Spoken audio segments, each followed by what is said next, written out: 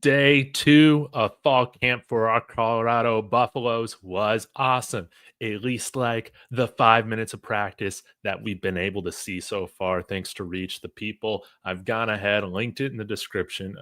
Please go follow Darius if you haven't done that yet. Of course, join the chat, smash that like, and subscribe. I'm going to break down all my winners, starting with Omari Miller, some of the other takeaways that we're talking about, not just from specific players, but what we're seeing, from the teams, the strategies, like all that.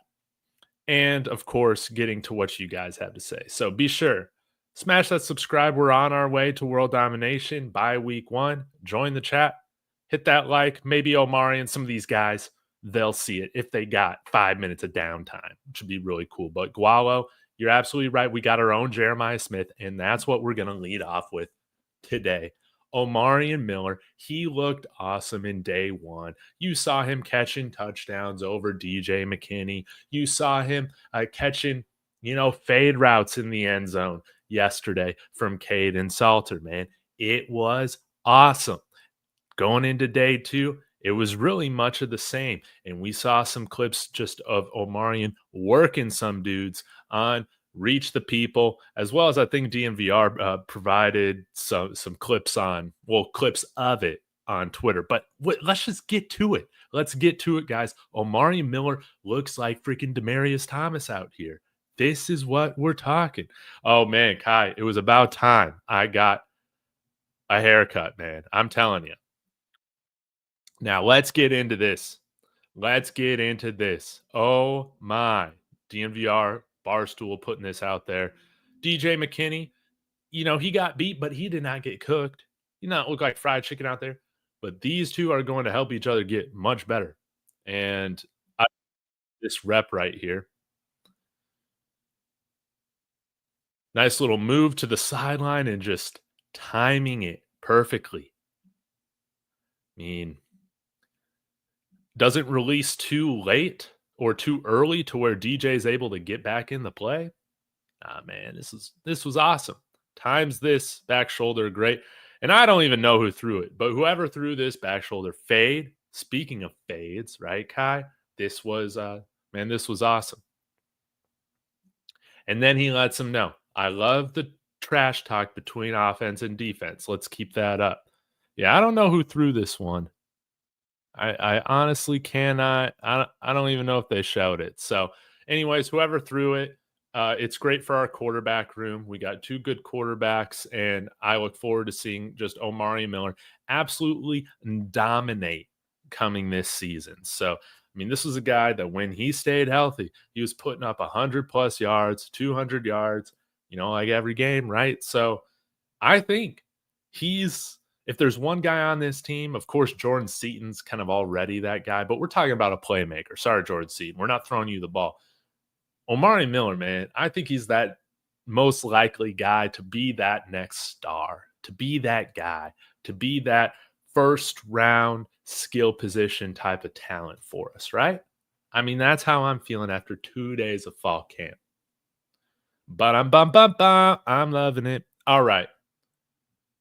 Now, let's get to London Merritt, man. And I'll kind of jump around a little bit just off of like when I had these bookmarked. So we're not done talking about Omarion. But check this out. London Merritt with the swat and interception.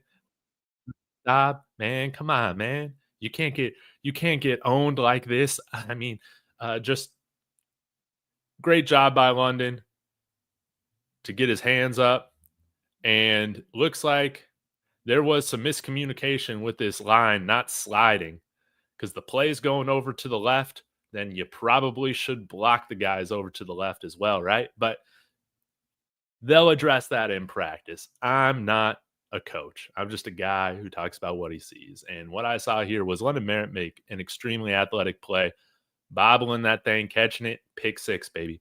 London Merritt's going to get snaps. He is going to be a true freshman that gets snaps for us day 1. We didn't flip him from Ohio State at the 11th hour to sit him on the bench and redshirt him. No, he's incredibly talented, and I cannot wait to see what he does this year in rotation with some of the guys that we got. Keaton Wade, Arden Walker, Sam Okunloa. I know I'm forgetting others, but y'all know what I'm talking about. London Merritt's a part of that group that's going to see time this year. Scott Proctor, I've been saying it. London Merritt is one of them ones. Instant impact. Sure looking like it. Hey, speaking of Omari Miller, check this one out. Oh, wait, we already showed that one. But hey, we got another angle of it, man. Looks great. Or guess it's the same angle, but just another tweet. All right, what do we got here? Yes, this is what I want to show. This was the one time Omarion. I think this is Omarion, right? Yeah, going up against RJ Johnson, and RJ Johnson making a great play right there. There's a lot of competition for that starting cornerback position. I would say that there's some good competition in slot. I would say that there's good competition on the outside as well. Really, the only guy whose job I think is pretty much a lock is DJ McKinney. Now, Preston Hodge is likely one of our starters as well. But I really do like a lot of the depth that we brought in. And I think we saw, a nice player too on Reach the People from Noah King as well. So keep an eye out for him. Let's see what else I got here. On the Colorado Buffaloes, got some more. Omarion Miller. Oh, it was Kaidon who threw that beautiful pass off the shoulder. Oh my gosh. And where's Byron Leftwich? We know he's there. We know he's coaching these guys up. Imagine having Byron Leftwich as your quarterback coach, man. I absolutely love it. I'm thrilled that he is here. I guess we'll find out in due time if Mike Zimmer's here as well. But beautiful pitch and catch right there from Kaidon Salter. Hey, how about Sincere Brown coming up with a great man? 20. Y'all remind me who 20 is. I don't have my roster open. Great catch there from Sincere Brown. I know you guys have been wanting to see him. And yeah, I love this. Line it up. Parental advisory, explicit content. Kaidon Salter, Julian Lewis, Jordan Seaton, DJ McKinney. And you got to have a special teams guy on there, I guess. One of these guys is not like the other. But, I love it for Mata. It's a beautiful thing. Now, if you're wondering what the jersey numbers are, let's get to this first. Thanks to Gucci for posting this. I think this was in Reach the People as well. But check out Larry Johnson, man, on Sam Okunloa. And Gucci saying, I've never seen a rep like this from a right tackle in the prime era. Hey, you're not wrong. I mean, look at how he just sticks him up, man. He's a brick wall against Sam Okunloa. That's what I'm talking about. So Larry Johnson already getting starting reps. Zarian McGill right now is the starting center. We'll see what Cooper Lovelace and others can do to maybe change that up. I noticed, I don't know if it was with the 2s or the 3s, but Kareem Harden was getting work at right tackle, which I thought was interesting. And honestly, he does look a little slimmed down. I think he just looks a little bit, maybe lost some bad weight. And I think he's looking good. So that's going to be something to pay attention to. I want to say it was with the 2s. We saw Kareem Harden there. And shout out to whoever mentioned him as a winner from day one as well. It was great to see. I watched that well off this morning. And yeah, I thought Kareem Harden looked great. It's going to be fun to see, to have some real depth on this offensive line and to see if we do a rotation, kind of who are those offensive linemen, maybe rotating in for a fourth of the snaps or a third of the snaps at some of those positions throughout the game. As you know, college does do that from time to time. Now let's get to the jersey numbers here, and shout out to Scott Proctor for putting this out here. Tion Parks. Noah King, number 20. Duh, I knew that. So Sincere Brown making that catch over Noah King. Tion Parks, number 3. Preston Hodge is now number 4. Hakeem Williams, 5, Terrence Love 6, Sincere Brown 9, Tyrekus Davis 9, John Slaughter 13, DeKalen Taylor 20, 20 Noah King, 25 Kyle Carpenter, 26 Simeon Price, 70 Cooper Lovelace, and 81 Jack Estero. We saw him getting some work done in the slot, and Tafik Bayard has moved to number 7. So you've already seen him featured on there. So lastly, before I get to some of your comments, I really did love to see this. I didn't have this clipped at all, but I love to see some of that speed option right there with Kaidon Salter practicing some of that. I forget the running back that was running in tandem with him. Maybe it was Michael Welsh. Maybe you guys can tell me who, but it was great to see that being incorporated into the offense with Pat Shurmur.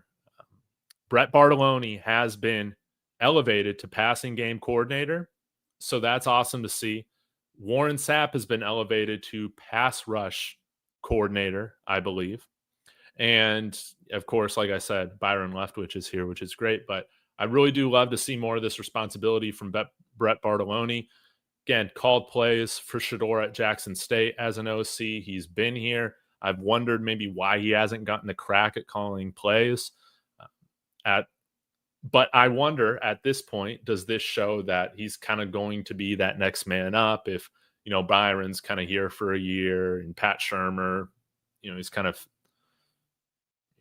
done after this year. His contract expires, if I remember correctly. We'll see if he sticks around.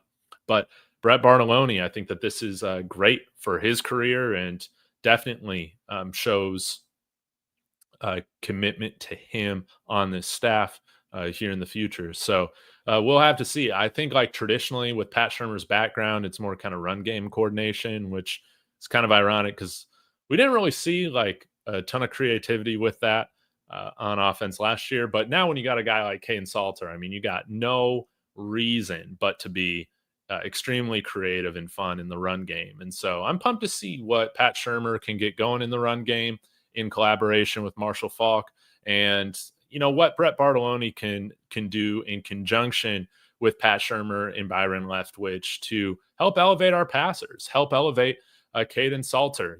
He's a guy that, completion percentage, right?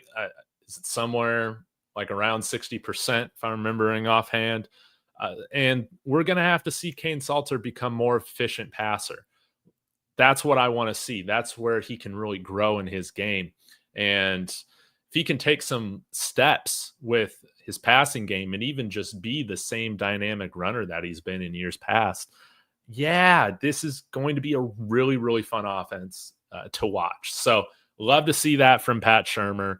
Love to see that. I think, we're practicing the run. And Carter Stoutmeyer said yesterday that, the first team had a lot of success with them against the run. Let's continue to have days where we give to the defense, y'all. That's what I want to see.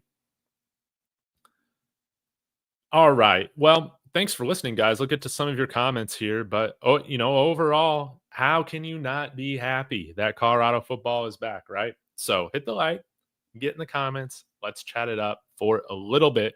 Again, hope you guys are having a great evening. Shirley, hope you're doing well.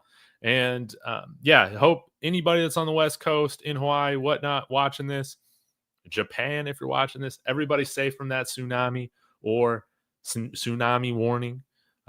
Chico's okay, which is great. I texted him this morning. And I just hope that everybody stays safe with this natural disaster. Kai Moore saying, is spanking DBs all season. Yeah, I don't necessarily think that this is an indictment on our cornerback rooms when you see him making spectacular catches like this. I mean, this is exactly who we know Omari Miller to be, man. When he's been on the field, he does this to everybody. And I think it's wonderful. If Omarion can be that first team all Big 12, All-American type of receiver for us, right? Is he our Jeremiah Smith? How about that? He's our Jeremiah Smith. We didn't need him to enter the portal, man. We got our own in Omarion Miller. If we got somebody like that, he just might be that next guy that can put the team on his back and lead us to some victories that we might otherwise not get. I think he's that type of player. So, yeah, beautiful throw from Kaidon Salter. to Omarion Miller. That's what I'm talking about. DJ saying if he stays healthy, he's a 1,000-yard wideout. It's his turn. I completely agree with you. He can go for 1,000 yards. He can go for double-digit touchdowns, baby. He can get there. Man, what am I thinking? Over, under 9 touchdowns for Omari Miller. I'm going over. I got to go over every single time. Now, Larry Johnson is a godsend, man. Our offensive line, we got some real serious players there, man. And our defensive line, that's probably our best position group on the team, that and wide receiver, in my opinion. So, when we're able to stick up Sam Okunloa, that's a good sign, man, because we have just been burnt toast at right tackle, man. Just Band-Aid after Band-Aid, after Hellcat. Larry Johnson's not dropping merch. No DT3, DT10. The curse has been lifted, Yeah, over under 25 sacks for the offensive line giving up. I'm going under. Said over last year. I'm going under this year. We'll see if that remains true. And Kaidon Salter, Julian Lewis, building quite the chemistry. Yes. And I think even going back to last spring as well, we've seen some good chemistry between Julian Lewis and JoJo Williams as well. So that's kind of fun to see. Gennaro coming in here. Why did one of our running backs retire? Yes, Charlie Offerdahl did retire. He was still having concussion symptoms from a hit he took last year. Way too serious in my opinion, to ever suit up again when something like that's going on. So I think he's making the right decision. Coach Prime is still keeping him on scholarship, so hopefully we can still see him on the sidelines and show up to practice and kind of be like an informal coach, just a good teammate. And he's going to start prepping for dental school. So that's awesome. Noah King, number 20. That's right. You guys are keeping me updated. Appreciate it. And yeah, Noah King from K-State, he's here. And he's here. He got beat by Sincere Brown, but I think I saw him make another nice play in the end zone earlier in that video, if I don't remember, or if I remember correctly, rather. Y'all let me know if I'm tripping, though. I'm with you, Kai Moore. I think Cooper Lovelace is going to be that starting center. He does have more starting experience than Zarian McGill. So, Cooper Lovelace, my guy too, man. Let's see what else we got here.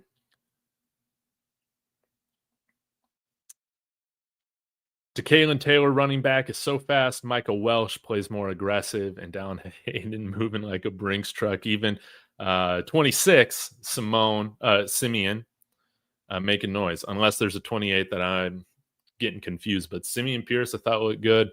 Yeah, I know that there was a comment in my video yesterday about how, man, this running back room is absolute trash. I'm paraphrasing, but they're like, Marshall Faulk has made this room a failure. I'm paraphrasing. But time will tell what happens with these running backs, right?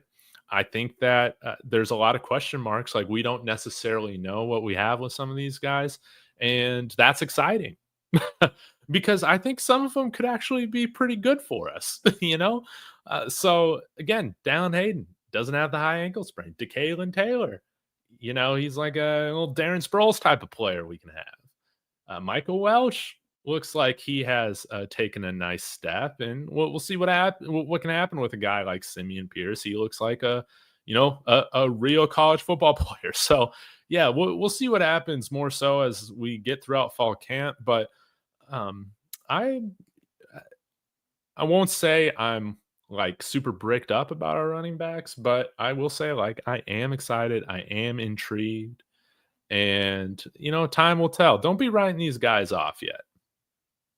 It doesn't look like an absolute disaster like right tackle has looked like for us in previous fall camps.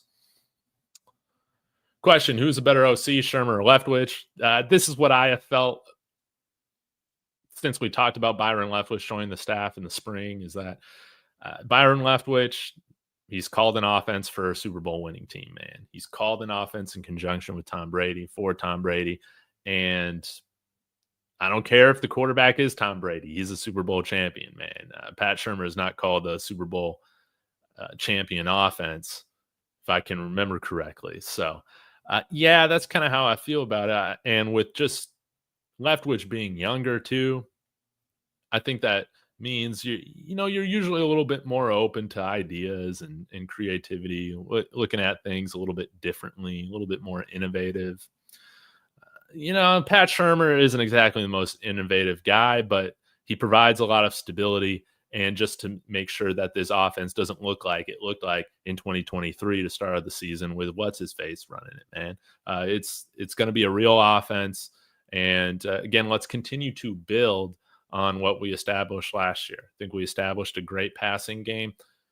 We did not establish a good running game. So now it's time for us to have a balanced offense.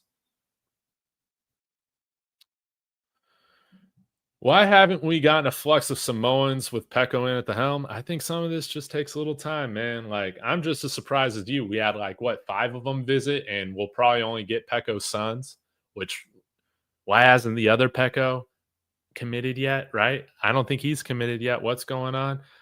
It was disappointing to see TI commit to Washington, but they've had success with a lot of Samoan players. So, and Polynesian players. I don't know if he's Polynesian or Samoan, but yeah, but you understand what I'm saying.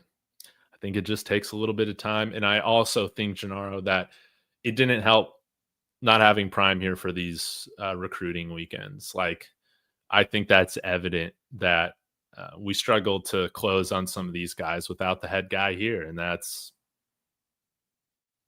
logical. It makes sense. And I'm so glad Coach Prime is okay. But yeah, we didn't necessarily kind of hit our batting average when it came to recruiting weekends, this summer. But good thing we got Coach Hart, the closer, baby. That's right. He's done a great job. 3 linebackers committed. He's elite. Noah King got a PBU on JoJo. I thought that must have been what it was, man. That's awesome to see. Yeah, Miller at 21 catches for 21 yards per catch off the bench. That's prophetic. That's absolutely prophetic. Hey, who's going to wear 21 for CU? That's a topic of conversation. Oh, we got to talk about the tight ends. Rakeem. Yeah, we got real tight ends that block and catch. Yes, opens up the run. Yeah, I love to see a couple passes today to Zach Atkins that I thought were really nice. You saw Charlie. Come on, man. What's his name? Not Charlie Johnson. 87. You saw Charlie get involved. Why am I blanking on his last name? So, yes, love to see the tight ends get involved. Haven't really seen much out of Savell Smalls other than blocking from what I remember. Right? He's still on the roster, right? Savell Smalls? I think he is. Yes, thank you. Charlie Williams, my brain. Zach Atkins. He could be like an unsung hero of the offense this year. It'd be a lot of fun, man. And yeah, ladies, see, this team does look different. I agree with you. It's going to be fun to see like how things come together. Again, there's like a big leadership void from last year. There's a star power void, and people have to step up. And that's what's going to be the funnest thing to see throughout fall camp and into the season is who steps up and takes on the mantle, right? Carries those things on from Shador, Travis, Jimmy, all the other guys. Shiloh, it's going to be a lot of fun to see what happens. DJ said this too. This is the best overall team Prime's had. There's actual real depth on both sides of the ball. Very surprised and happy about it. Yes, I'm thrilled. I think it's, we won a lot of games last year still with some significant holes on the team.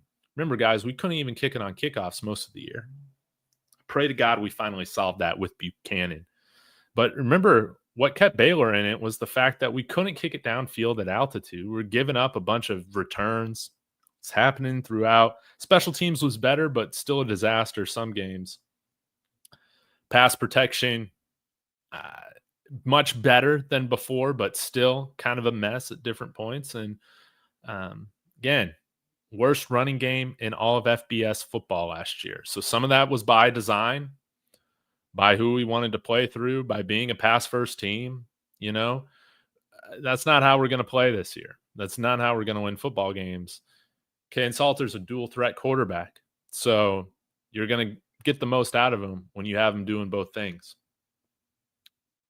Desert Devil, what's going on, man? Forks up. Sko Buffs and Coach Prime, looking forward to chewing through both this year. Fear the fork, man. Hey, I think we play y'all the second to last week of the season, so you would like to think that, you know, our teams get better as the year goes on. That's what we saw with both of our teams last year. So I think it should be a real fun battle, man. I kind of like this friendly rivalry we got with Arizona State, of course. Jordan Tyson looking like one of those guys that, man, we really should have kept around. I think, man, imagine him and Omarion Miller still, on this team. You could have two, top 100 picks and on the same team. But nonetheless, Jordan Tyson doing phenomenal. Hopefully everything's going okay with his recovery. And, of course, with the friendship between Kenny Dillingham and Coach Prime, it's, it's great. So happy for Sun Devils fans. Four corner schools owning the Big 12. That's just going to be how it is moving forward. Let's see what else we got. Oh, Lady C, or no, 404J saying, I like Zach Atkins a lot. He's a real tight end. Has a little wiggle from playing wide receiver. Yeah, again, like not like a ton of usage in the pass game last year at Northwest Missouri State. I want to say it was Division II. I think he had like somewhere between 10 and 20 catches for like 200 yards, whatever. But you're not exactly going to get the best quarterback play down at the Division II level, right? And so it's going to be fun to see what happens now that Zach Atkins has some real talent, throwing him the ball, man. Some Big 12 talent throwing him the ball. He could be a big time like X factor for this offense because you got wide receivers to guard. Hopefully you got running backs to worry about. Now imagine defensive coordinators also having to worry about like a real threat out there at tight end, man. It'd be great. I think Joseph Williams looking great too, man. Absolutely. Yeah, I haven't really seen anything that has made me like raise an eyebrow out of great concern. We also haven't seen much yet, so we'll see if there's anything I go Dark Side Dave on, as this fall camp progresses. But man, how can you not help but feel good? Reverend, what's going on, Reverend? Hope you're having a great day, my friend. Dave, the team is going to be on a tear. Stand up for Coach Prime.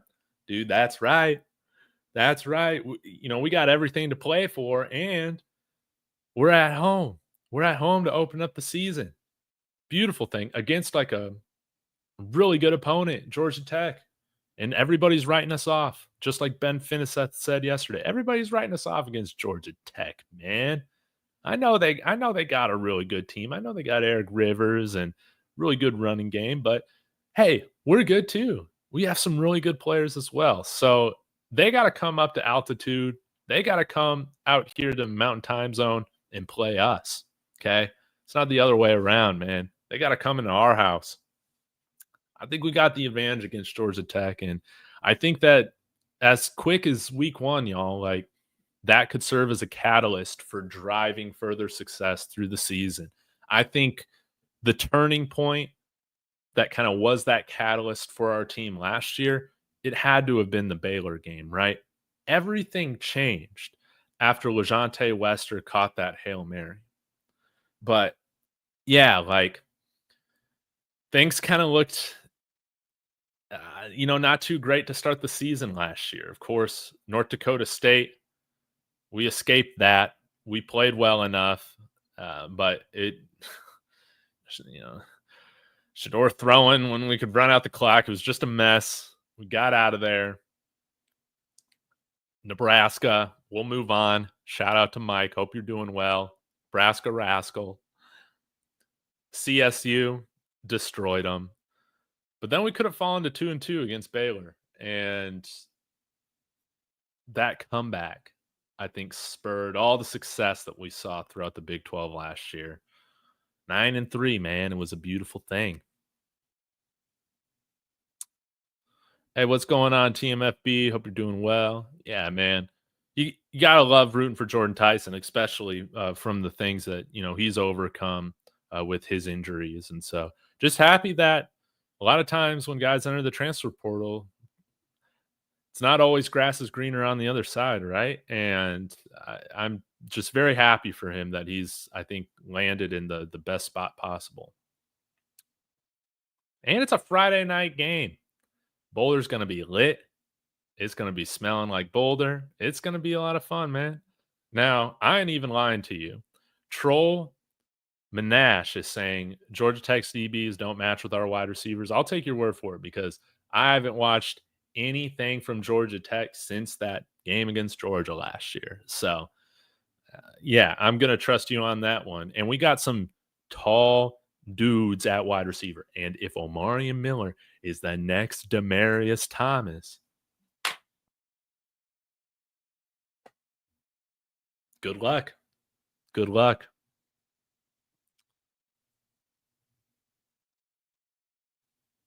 All right. I'll get to a few more of these. I'm going to get some dinner, y'all. But again, I hope you guys are having a great day. I'm so happy. Buffs football is back. MJ, so funny. I could show you my phone right now. Text that I got to respond to Rawhide from over the weekend. But to your dismay, we are trying to find some time to go live soon and collaborate. So yeah, be sure hit that bell for notification, baby, so you can check it out, man. Love talking with Rawhide, man. Again, we talk more offline than we do online probably over the last year or so, but still a great friend of mine. And you're gonna see us throughout this season, baby. It's gonna be a beautiful thing. And yeah, you better touch some grass, get some mushrooms, whatever, because I mean, how can you not love Raw and Dave? DJ, hopefully the players can talk Falk and Leftwich to get in Pat's ear and be more innovative with offensive play calling. We have a top 5 wideout room that's extremely versatile. Exploit it.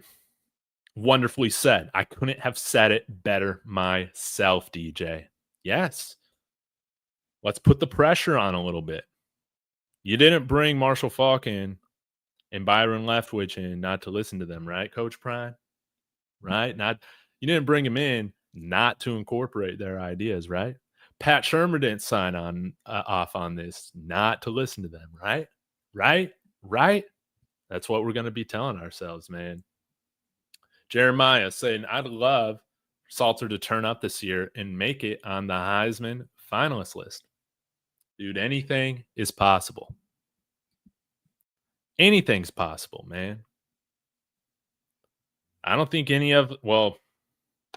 I don't know, man. I don't follow G5 football too closely, but did y'all at this point have Ashton Genty as a Heisman candidate last year, like a likely Heisman finalist? I thought Dylan Gabriel would be on the list, but that was like a super hot take.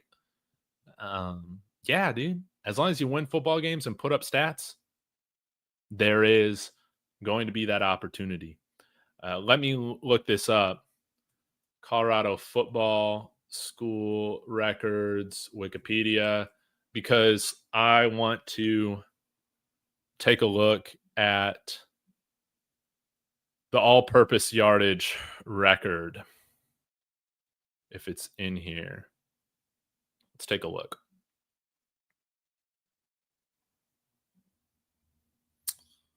So we got passing yards. We got rushing yards. We got total offense. All right. And this is what I thought. Yeah, that Shador set this last year for 4,000 yards. I think you could see Kaidon Salter, run for, let's say, 1,200 yards and throw for 2,800, that puts you right there. So, especially if, they, let's say they even get to the college football playoff, let's just take it, all the way to the best scenario, right? They make a run in the college football playoff, I'm talking more games as well. So more and more opportunity to put up numbers. But I think kind of the baseline, or I don't know if it's a baseline like a floor, but I really do think Kaidon Salter could rush for 1,000 yards for us, man. I really think that could happen.